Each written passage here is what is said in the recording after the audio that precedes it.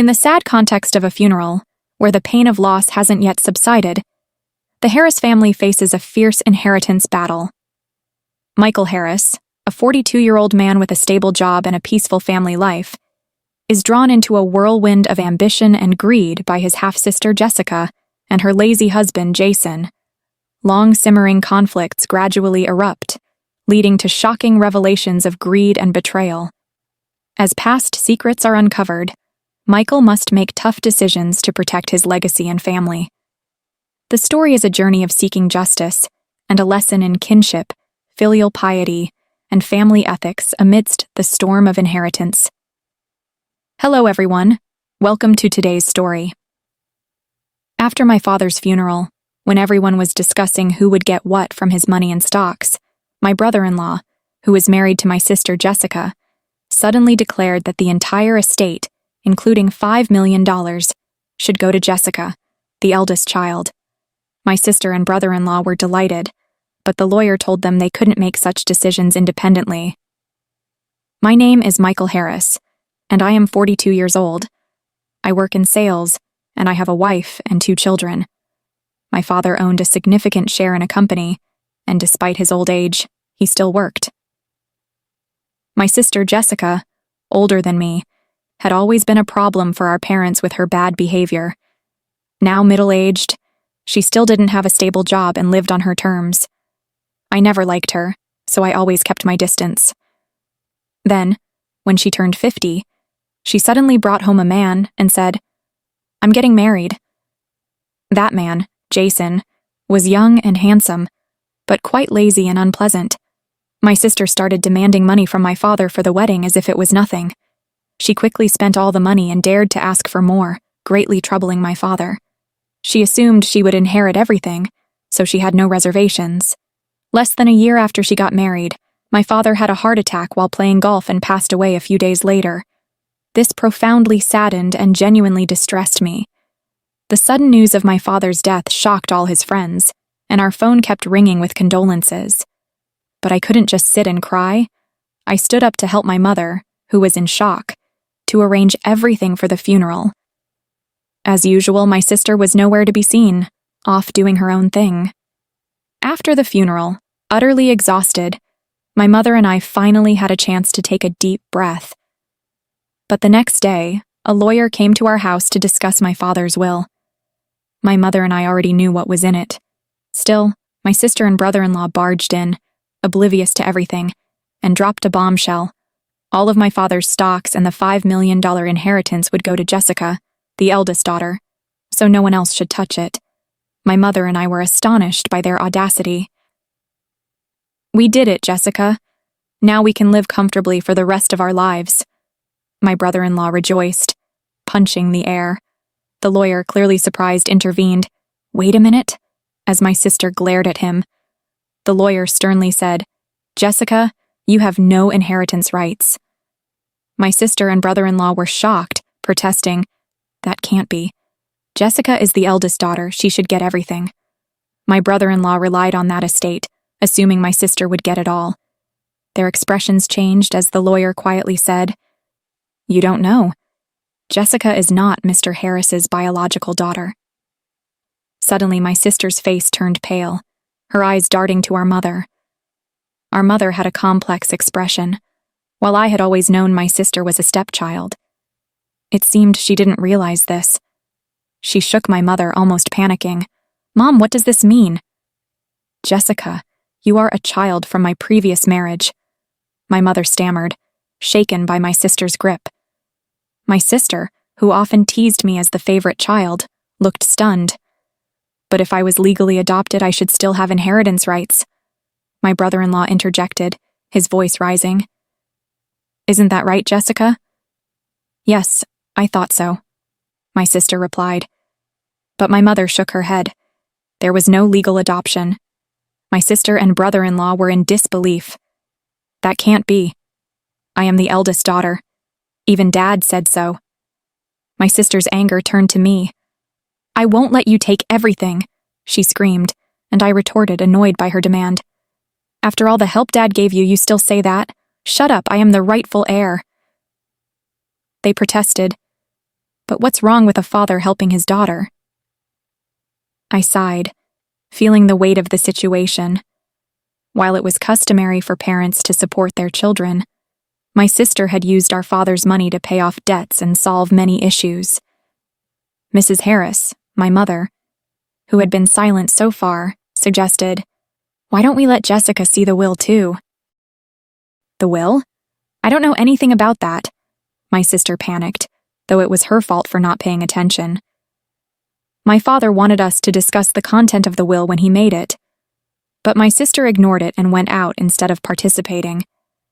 When I pointed this out, my brother-in-law looked at her sharply. "What were you thinking? This was important." Faced with what to do next, they agreed to hear the will. The lawyer then revealed my father's will, clearly stating that the inheritance was for me and my mother. It also explained why my father didn't adopt my sister. Initially, he planned to, but he was disappointed by her behavior towards me, her half-brother, and her uncontrolled spending as she grew up. "So, I have no inheritance rights?" Realizing this, my sister was stunned. "Damn, what now?" Suddenly, my brother-in-law loudly accused me. "You tricked me. You said you had money." His behavior turned aggressive, shocking my mother and sister. But I wasn't surprised, as my brother-in-law often showed his greed. He might even have married my sister for money. "Jessica, don't return until you have money," he ordered. "Wait, Jason, what do you mean? I thought we would be rich. What a disappointment."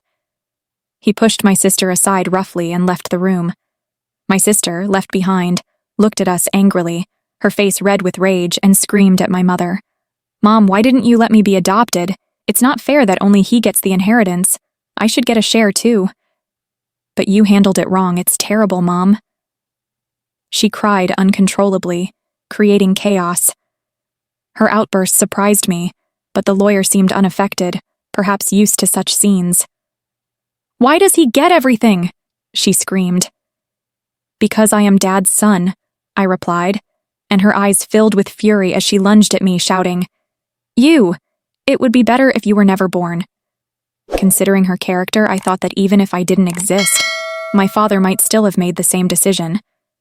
Before I could say anything, the lawyer calmly intervened. "Jessica, if you continue like this, it will involve the police," making her pause, perhaps remembering her past petty thefts. "Jessica," my mother called, tears streaming down her face. 6 months passed, and the inheritance process proceeded smoothly without any trouble. Although my sister and brother-in-law complained for a while, the lawyer's efficient management left them no room to interfere. My mother gave my sister money, but I didn't comment. What bothered me most was their sudden disappearance with that money, clearly showing their greed, leaving a bitter taste for those who knew about it. I took my mother, wife, and daughter out for dinner one day. Thanks to my wife's suggestion, my mother, who had been quiet since my father's death, became more cheerful when spending time with her adorable granddaughter. "Mom, why don't you live with us?" I suggested. "But you know, Jessica might visit occasionally. She only shows up when she needs money, right? Don't be too lenient with her," my mother hesitated. Her hesitation was understandable, as my sister was her biological child. Moreover, if my family moved into the old house, my sister might cause trouble again. Respecting her concerns, I only asked her to think about it. As I drove home to drop her off upon arrival, we noticed lights on in the house that should have been empty. Perhaps my sister had returned, but not the time for the housekeeper to be there. Thinking this, I parked in the garage. "Let's drop by for a quick coffee," I suggested. As we exited the car and walked towards the entrance, a vehicle suddenly sped towards us, nearly hitting us. Reacting to my daughter's scream, I instinctively shielded my wife. Ouch. Fortunately, the car only grazed me, but I was thrown into a nearby flower bed, receiving a hard impact. The vehicle stopped after crashing into the garage gate. "Are you okay, honey?" My wife and daughter hurriedly helped me up, while my mother stood trembling at the door, clearly in shock. The situation was chaotic, and I was taken to the hospital by ambulance and had to stay overnight. Later, I learned that the driver was Jason, my brother-in-law. He told the police that he mistook the gas pedal for the brake, but I doubted his explanation. When my mother and sister visited me in the hospital, my sister looked at me coldly and remarked, "You're persistent, aren't you?" I couldn't help but think that if I were severely injured, my mother would inherit everything. "Too bad for you," I said sarcastically. My sister tensed noticeably. "You were counting on that, weren't you?" I noticed her discomfort as she looked away. My mother said she planned to pass her inheritance to me, making such an accident pointless. My sister seemed surprised by this information, as if she couldn't fathom someone refusing what they could inherit. I have a wife and children, so my mother asked me to transfer it to them, which parents typically do. But, my sister stammered. I even made a will early, following Dad's example. I continued, leaving her speechless. Unfortunately, my share would no longer belong to my mother. My sister trembled as she stared at me. "At least you can't give me a little. There's $5 million. When I firmly refused, her face twisted with anger, and she grabbed my collar. "Give me half. I'm your sister."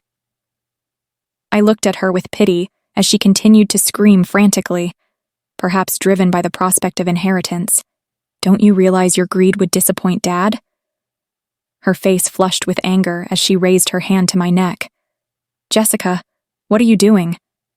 My mother returned, her voice raised as the nurses came to escort my sister out. Although my mother seemed inclined to defend my sister, it was clear that my sister had also insulted our mother. "Where did I go wrong in raising her?" Hearing my mother say this with a sorrowful voice broke my heart. Not long after, my mother fell ill. As her condition worsened, my wife and I stepped in to help with moving and household chores. This annoys my sister, perhaps because she had encountered my wife during visits to ask for money, or heard about our assistance from my mother. One day my sister called abruptly. "From now on, we'll take care of Mom. You don't need to come anymore," she declared. "What is this about?" I tried to reason with her, but she didn't listen and hung up, saying the decision was made. I confirmed with my wife, who had also received a similar message and was rejected. Worried about my sister's lack of experience in caregiving or household chores, I quickly contacted my mother. Surprisingly, my brother-in-law had some caregiving experience. My mother was still entirely independent then, so it seemed temporarily okay. I felt somewhat relieved. However, within a month, my mother was taken to the hospital by ambulance due to a medication error. When we arrived, she looked frail, which puzzled the doctor as my mother had never made such mistakes. While my wife stayed with my mother, I returned home to gather the necessary items for her hospital stay. The house was in disarray. The fridge was empty despite my mother's love to cook, and it seemed the housekeeper had been dismissed without prior discussion. I felt ashamed for trusting my sister, and angry upon discovering a large sum of money had been withdrawn from my mother's bank account, even though the bank card and PIN were kept in a safe. Fortunately, the account containing the inheritance was untouched, but most of the money for living expenses had vanished.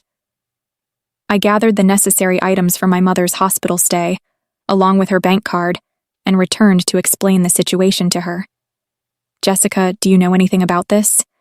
My mother seemed unaware of the bank card's status. However, when I asked about the medication error, she looked sad and confessed my brother-in-law prepared it. "Mom, maybe it's best not to allow my sister back in the house," I suggested. "Michael, I promised to take care of you, but the house is like this, and you have lost much weight. Have you been eating properly?" My mother's words weighed heavily on me. "Mom, you should live with us. I'll build a house so we can all stay together," I proposed, causing my mother to cry. However, her health continued to decline despite the doctor's efforts. Perhaps the incident with my sister had weakened her heart. She never recovered and eventually passed away, seemingly following in my father's footsteps. Returning home to handle the funeral arrangements, I discovered all the valuables were gone. It seemed my sister and brother-in-law had taken them in their desperate pursuit of money. Standing amidst the empty rooms, I was shocked and filled with intense anger. I vowed to hold them accountable for their actions. The day after my mother's funeral, my sister and I arranged to meet the lawyer, perhaps to discuss the inheritance. "It's too bad. The inheritance belongs to me, her daughter," my sister declared boldly. I couldn't help but laugh at her words, as she seemed gravely mistaken. "Let's see what the will says," I suggested, as the lawyer opened the will. My sister's face turned pale. "It can't be. Jessica inherits nothing. That was Dad's final wish," my brother-in-law exploded. However, the lawyer calmly reiterated it. "That's absurd. Jessica is her biological daughter," my brother-in-law roared, sweeping items off the table in anger. "You can't trick us. Hand over the estate immediately." "Jason, did you try to harm my mother?" I confronted him. He glared at me angrily. "What?" "I would never do that," he retorted. "Then why was there a medication error?" I probed further. My brother-in-law scowled with frustration. "Who cares about that, Michael? It's ridiculous that we get no inheritance." My sister said, seemingly losing her composure. "What did you do?" I asked her, stunned. It seemed she had not rushed over after hearing about our mother's death, but had relied on the inheritance to cover expenses. "Tell me this isn't true. Do I get nothing?" my sister demanded of the lawyer. "Yes." The lawyer explained the inheritance's legal distribution carefully. However, after deducting the amount she had withdrawn and the items she had sold, there was hardly anything left. She tore at her hair in anger. This result was reached after consulting with the lawyer beforehand. I interjected. "No way, it can't be that little," my sister muttered to herself, clearly unsatisfied. Having relied on our parents without ever experiencing the hardships of work, she seemed unaware of reality. I couldn't restrain my contempt for her. "Mom thought you would take care of her, but you just took her money and abandoned her. You are so ungrateful." I couldn't hold back my anger. "Taking care of someone costs money, you know." "What are you talking about?" my sister retorted. "Then show me the detailed expenses you used for Mom's living costs, and I'll reimburse the necessary expenses." I challenged her, extending my hand. Her face turned pale, and her lips trembled. "I don't have them." "Nothing can be recognized without receipts," the lawyer emphasized, leaving her speechless. Faced with my sister's silence, my brother-in-law tried to persuade me pleadingly. "Michael, your sister needs help. Can't you help a little?" I firmly refused, feeling increasing frustration, and it seemed my brother-in-law had reached his limit. If everything had gone according to plan, Jessica would have had the entire inheritance by now. He muttered. "What are you talking about?" I asked, but before I could inquire further, my brother-in-law let slip a crucial comment. "Because of this guy, nothing went smoothly. I was supposed to have a new car, but it was all just enough for repairs." My sister tried to intervene, but it was too late. "That's a serious accusation. It sounds like fraud," the lawyer noted, holding a recorder and smiling at the couple. "What? That's illegal.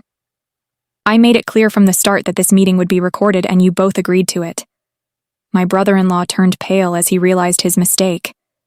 Turning to him, I declared, "Jason, I will press charges for that accident." "Don't be ridiculous, there's no evidence." "You just provided evidence against yourself," my sister cried, and shook her husband in frustration. "You fool, this is all your fault. What are we going to do now?" Eventually, my brother-in-law faced criminal charges, and his past crimes were also exposed, leading to his arrest by the police. My sister, implicated as an accomplice, received a lighter sentence. However, unable to afford rent, she sought help from relatives but was rejected by everyone. I continued to work hard without relying on any inheritance, finding joy in the dividends from the stocks as a small consolation. The story of the Harris family is a vivid testament to how greed and selfishness can destroy familial relationships. In the sorrowful context of a funeral, conflicts over inheritance revealed the dark sides of human nature. With his determination and loyalty to his family, Michael Harris stood out as a respectable son and brother. In contrast, blinded by greed, Jessica and Jason displayed disrespect and selfishness, which hurt others and self-destructed. This story reminds us of family's importance and kinship's value. Inheritance and material possessions can lead to severe conflicts, but how we face and handle these issues reflects our character and values. Michael Harris chose the problematic but righteous path, protecting his mother and family from the negative impacts of his sisters' and brother-in-law's greed. Moreover, the story warns against letting material wealth overshadow ethics and compassion. It shows that in the end, genuine love and care are the most precious legacies one can leave for future generations. Through this challenging journey, Michael demonstrated that actual value lies in affection and responsibility, not in the numbers in a bank account.